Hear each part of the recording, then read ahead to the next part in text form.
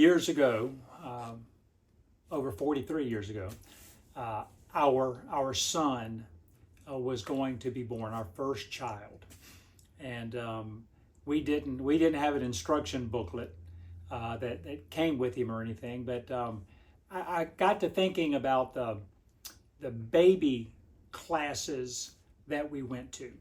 I guess they're called prenatal baby classes. And so Lorraine and I went, and we had to get down on the floor with our wives and say whenever she's in delivery, you need to kind of help her, teach her how to breathe, all these things. And I'm just going to go ahead and tell you that was really wonderful. But whenever delivery came, my wife didn't want me to tell her anything. But that's a whole other story. But anyway, during those classes, they taught us the nurses there taught us some other things too. They said, for instance, when you bring your baby home, so many people try to be very, very quiet. And then what happens after the first week? Any little noise will wake that baby up. And so the nurse said, what you ought to do is when you go home, turn on the radio, make noise in the house like you normally would. And what will happen is the baby learns to sleep through those noises. And so that's what we did. We brought Jeremy home and we turned on the radio loud and we banged pots and just moved around and talked to each other. And sure enough, they were correct on that. He was able to sleep through just about anything.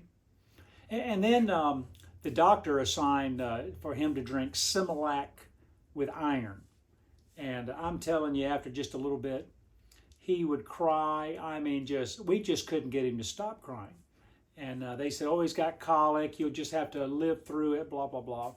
And so I asked the doctor one time, I said, now this Similac with iron, I said, I noticed Similac is on the shelf also. Does the Similac with the iron, would that might be an issue? He said, oh, no, he needs the iron. You need to give him Similac with iron. So, we were about at our wits' end after months and months and months of him constantly crying. So I told Lorraine, I said, we're just going to try something. I said, let's just get Similac on this next time. So we just got Similac with no iron. And we gave that to him, and the crying instantly quit. And I'm thinking, that doctor gave me bad advice. When our second child came along, the doctor said, be sure and give her Similac with iron. And we said, thank you very much. And we went out and bought Similac. Now, I don't know if my daughter has iron poor blood or not, but we weren't going down that road again. Well, my name is Richard Coleman. I'm the pastor at Shepherd Church of the Nazarene in Lexington, South Carolina. And it's great to be able to spend just a few moments with you today. Well, Zechariah, I've been looking at Luke, and Zechariah is the priest, and he's been informed that he and Elizabeth are going to have a child, and the angel goes a step beyond that. The angel said, I am going to give you instructions about how to raise this child. Just in case you're starting to view and you'll go, oh no, this is about child raising, I'm going to turn this off. Number one, I'm not going to be that long. And number two, this applies to everybody, not just parents and grandparents, but this is something that really applies to all of us if we have anybody in our life that watches what we're doing. I'll pause here and just mention that our church, whenever a baby is born, oftentimes the parents will come and say, would you dedicate our baby? And I tell the parents the dedication ceremony isn't as much about the baby as it is about the parents. Because what it is, it's a commitment by the parents that they are dedicating this child to God. And they make a promise that they're going to raise this child in church and teach them the Christian way to do things. And so it's a promise by the parents.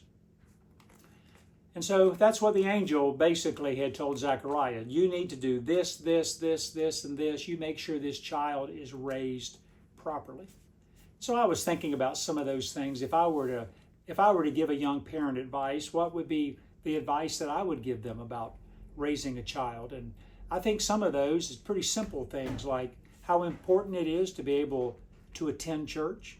The pattern that the parent sets oftentimes is the pattern that the child picks up. So if a child says, I'm going to one service a week, that's probably what the child will do.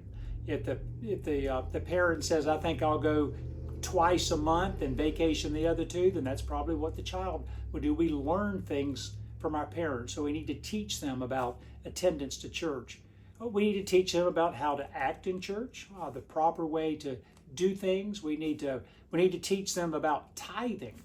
That is so important to teach a small child because it helps them as they mature, so they don't suddenly realize the importance of tithing, but yet their budget will not allow them to do that. That's a parent's responsibility to teach that. Alcohol use, drug use, the language, the way they speak, the things that they say. We find that our children learn to speak based on our speech pattern. That's the reason why a Southern accent will be a Southern accent from a child, because they learn to speak listening to those that are around them, generally speaking, their parents. And then there's things like keeping our word. If the parent says, well, I know I told that person I would do that, but I'm not going to do it and it's not going to matter anyway, well, then that becomes an okay thing for that child, and the way that child will start handling issues in their life too. And then there's obeying parents, whether you require obedience for your children, and that rolls right into your children, whether or not they will obey rules and regulations and people in authority as time goes on. Parents have such a great responsibility, and the angel told Zechariah, with this child, these are the instructions. This is the way you need to raise this child. And we as parents need to realize that God has the same expectations of us as we raise our children.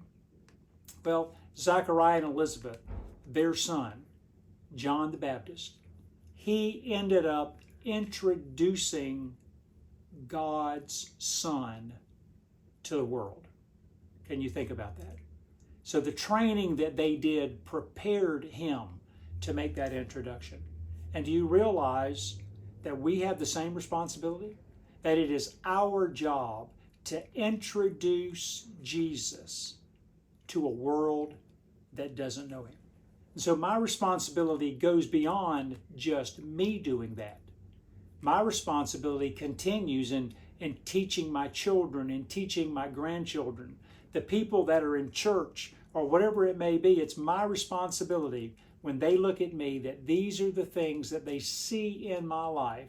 And when they ask me questions, then I try to tell them what I feel like is the right things that God would have them do. So are you doing that? Are you doing your very best to set the example and allow people to be able to see God's light in your life? Well, may the Lord bless you and keep you. May his face shine upon you. May you truly be God's light throughout this week. Thanks for taking the time and viewing today.